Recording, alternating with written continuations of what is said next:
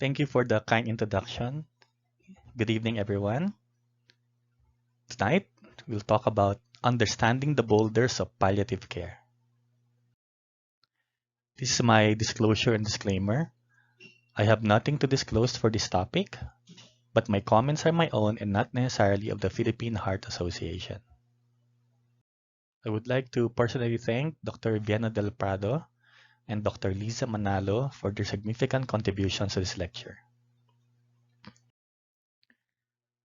The objectives for this presentation are as follows: to introduce palliative care and its role in the intensive care unit setting, to discuss obstacles in transitioning to palliative care, and to recommend steps to improve utilization of palliative care. So let's talk about palliative care in the intensive care unit. Palliative care in the intensive care unit, is this a paradox? Is this an oxymoron? So as you may well know, a paradox is a statement that is seemingly contradictory or opposed to common sense and yet is perhaps true, while an oxymoron is a combination of contradictory or incongruous words. Let's find out. May I request you, dear audience, to please consider the following points for reflection. Have you ever been involved in an end-of-life situation? Have you thought about your own advance directives? Have you ever discussed the subject of mortality with a loved one? So let us define palliative care. The World Health Organization says that palliative care is an approach that improves the quality of life of patients and their families who are facing problems associated with life-threatening illness. Palliative care prevents and relieves suffering through the early identification, correct assessment, and treatment of pain and other problems, whether physical, psychosocial, or spiritual, a crucial part of integrated people-centered health services at all levels of care. Furthermore, palliative care uses a team approach to support patients and their caregivers, includes addressing practical needs and providing bereavement counseling, and is explicitly recognized under the human right to health. So having defined it, what are the benefits of palliative care for ICU patients? So when the organ dysfunction of critical illness defies treatment, when the goals of care can no longer be met, or when life support is likely to result in outcomes that are incongruent with patients' values, ICU clinicians must ensure that patients die with dignity. The concept implies that although clinicians may forego some treatments, care can be enhanced as death approaches.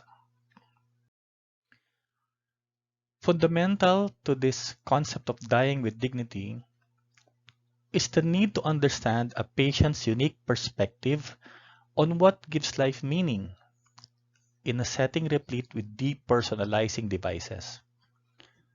The goal is caring for patients in a manner that is consistent with their values at a time of incomparable vulnerability when they rarely can speak for themselves. This diagram illustrates the relative intensity of curative and palliative approaches to the care of patients at different stages of a critical illness. In the palliative care model, the intensity increases at the end of life, and support of the patient's family continues beyond the patient's death.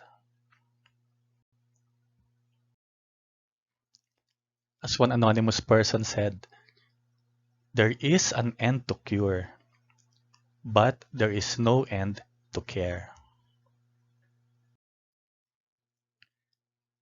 How relevant is palliative care for ICU patients during the COVID-19 pandemic?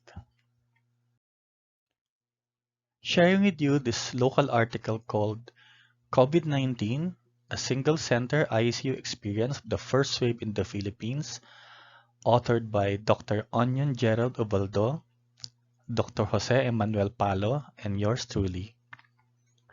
The COVID-19 specific mortality rate was 71%. In addition to the high mortality rate, there's also a great surge of cases at certain points in time. So much so that these articles published in Italy say that COVID-19 forces Italian doctors to make life and death choices about rationing care.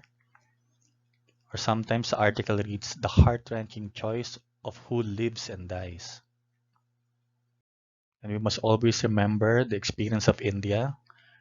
As you can see, these are the funeral pyres for the victims of COVID. And in this JAMA article called Clinical Outcomes of In-Hospital Cardiac Arrest in COVID-19, the authors reported that among those who had COVID and had cardiac arrest, the survival to discharge was 0. And sadly, this is also our own personal experience locally.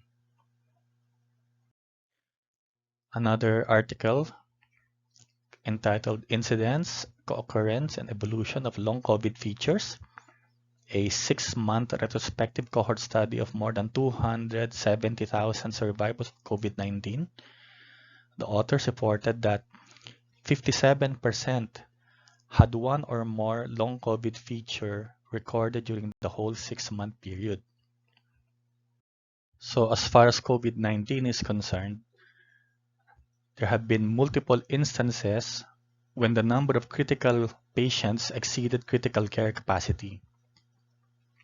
There's high mortality rate, there's high cost of care, there is a risk of functional disability, and there is social isolation. The AXI director, Dr. Jeff Palo, actually wrote this article in the Inquirer entitled The Last Line in the Sand. I highly recommend that you all read it. Let me just tell you the last paragraph. He says, it is very, very hard to win. For those that choose to fight, we at the EDs and ICUs will continue to do our work to the best of our ability and for as long as we are able. But for those that choose a gentler path, the acceptance of human limits and our common mortality may not mean losing at all. How to transition to palliative care? If you are wondering about palliative care and the law, there's actually House Bill 5250, authored by Honorable Linabel Ruth Villarica, which is known as an act to integrate palliative and hospice care into the Philippine healthcare delivery system, also known as the Palliative and Hospice Care Act of 2010. The Department of Health, on the other hand, issued Administrative Order 2015-0052, subject National Policy on Palliative and Hospice Care in the Philippines. In Section E, it states that secondary and tertiary level health facilities such as hospitals shall provide palliative care, which includes consultation services, inpatient palliative care units, or co-management models. Hospice care in hospitals shall be provided to terminally ill patients. It shall provide access to support services and other healthcare professionals. Moreover, in the Code of Ethics of the Philippine Medical Association, Section 5, it states that a physician should exercise good faith and honesty in expressing opinion or opinions as to the diagnosis, prognosis, and treatment of a case under his or her care. A physician shall respect the right of the patient to refuse medical treatment. Timely notice of the worsening of the disease should be given to the patient and her family, and a physician shall not conceal nor exaggerate the patient's condition except when it is to the latter's best interest. Now let's talk about informed consent. The process of informed consent occurs when communication between a patient and physician results in the patient's authorization or agreement to undergo a specific medical intervention. So there's a natural query that follows this. After a patient has given informed consent, can he or she withdraw consent? The four pillars of medical ethics are autonomy, beneficence, non-maleficence, and justice. Let me share with you this slide contributed by my friend Dr. Liza Manalo. Promote patient autonomy and shared decision making. The free and informed judgment made by a competent adult patient concerning the use or withdrawal of life-sustaining procedures should always be respected and normally complied with, as long as preferences can be justified medically, ethically, and legally. Ethically appropriate care at the end of life should routinely promote patient autonomy and shared decision-making, and be respectful of the values of the patient and his or her family. Further reading on end-of-life decisions about withholding or withdrawing therapy, the medical, ethical, and religio-cultural considerations can be found in this article, also published by Dr. Liza Manalo. From the American College of Critical Care Medicine, let me share with you some strategies for improving end-of-life communication in the intensive care unit. Number one is to have communication skills training for clinicians. Number two is ICU family conference early in the ICU course. Number three is interdisciplinary team rounds. Number four is the availability of palliative care and or ethics consultation. And number five is development of a supportive ICU culture for ethical practice and communication. Now, based on our shared experience in the ICU, here are some options for families and loved ones. Number one is to do everything. So this is the default option for all the ICU patients. Number two is do everything, but in the event of arrest, allow natural death. Number three is limit tests and therapies. And in the event of arrest, allow natural death. And number four is to stop the tests and therapies, consume medications, and in the event of arrest, allow natural death. This allow natural death order is similar to do not resuscitate or DNR, do not attempt resuscitation or DNAR, or simply no code. Therapies may include intubation, electrical therapies, or even invasive maneuvers, and the patient can opt out of these. Some useful medications in palliative care include the following. For mild to moderate pain, there's acetaminophen, among others. For moderate to severe pain in patients not currently receiving opioids, there's morphine. For moderate to severe pain in patients currently receiving opioids, for example, neuropathic pain, there's opioids and glucocorticoids. For dyspnea, there's morphine and of course oxygen, even bi-level positive airway pressure. For COP, there's codeine. For serostomia, there's pilocarpine and mouth care. For excessive oral pharyngeal secretions, glycopyrrolate. Nausea and vomiting caused by bowel obstruction, octreotide. Caused by gastroparesis, metoclopramide. With increased ICP, dexamethasone. Caused by medications, uremia, toxins, or others, include metoclopramide, among others. For fever, there's acetaminophen. Anxiety and insomnia, lorazepam. Delirium, haloperidol. Constipation, there's senna and others. And for anorexia, dexamethasone. What are the boulders or obstacles to palliative care? Here are barriers to better integration of palliative care and critical care. Unrealistic expectations for intensive care therapies on the part of patients, families, and clinicians. Misperception of palliative care and critical care as mutually exclusive or sequential rather than complementary and concurrent approaches. conflation of palliative care with end-of-life or hospice care, concern that incorporation of palliative care will hasten death, insufficient training of clinicians in communication and other necessary skills to provide high-quality palliative care, competing demands on ICU clinician effort without adequate reward for palliative care excellence, and failure to apply effective approaches for system or culture changes to improve palliative care. There are patient or family-related boulders as well.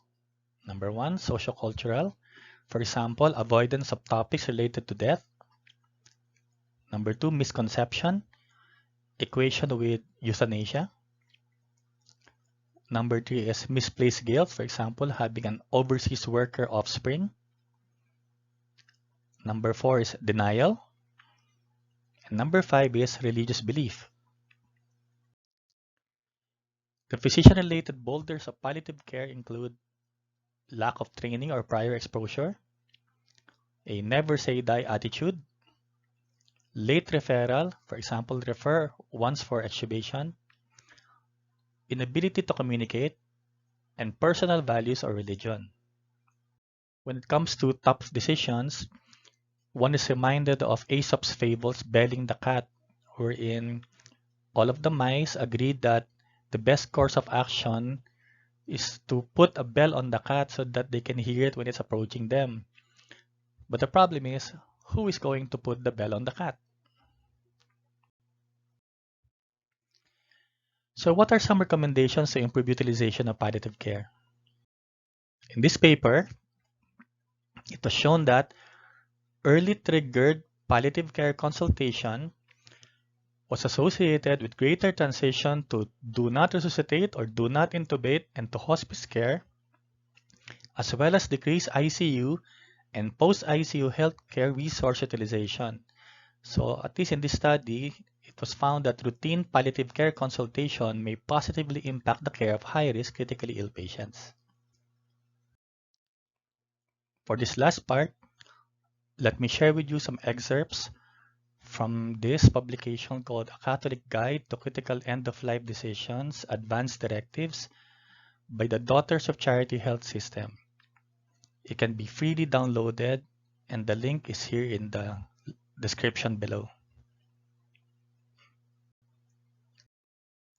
We do not have the right to take our own lives or to directly bring about the death of any innocent person. Euthanasia and physician-assisted suicide are always immoral attacks on human life. Palliative care is given to a patient when it is decided that further medical treatment is burdensome and useless, for example, comfort care and pain management.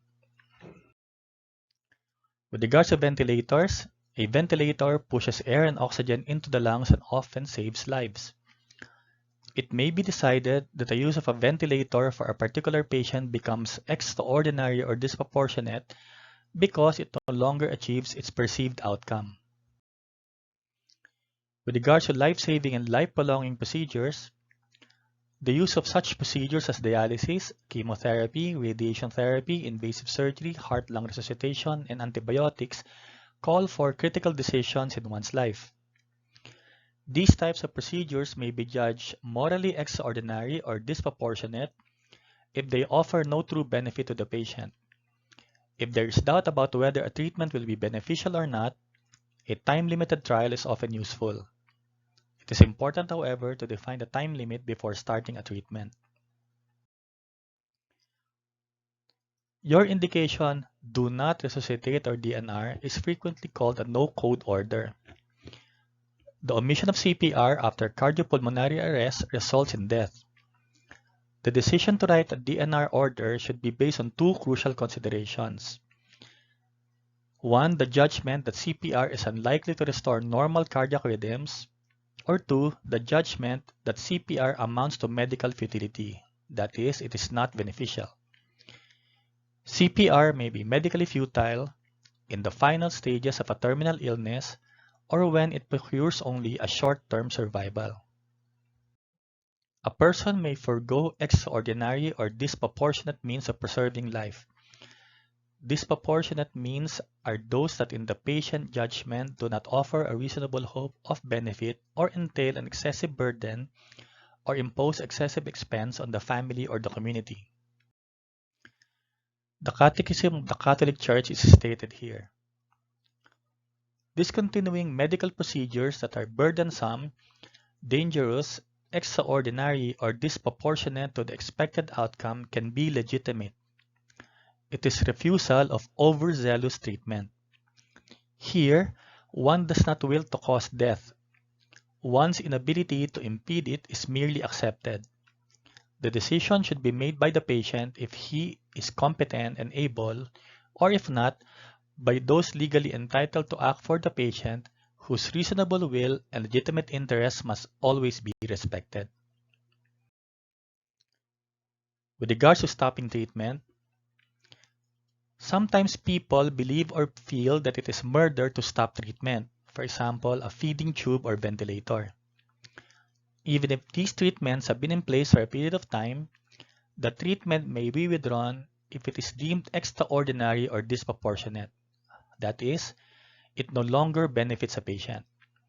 If such a decision is made to withhold or withdraw a treatment, the patient dies of his or her underlying medical condition and not from the ending of treatment. William Osler said, "The good physician treats the disease. The great physician treats the patient who has the disease."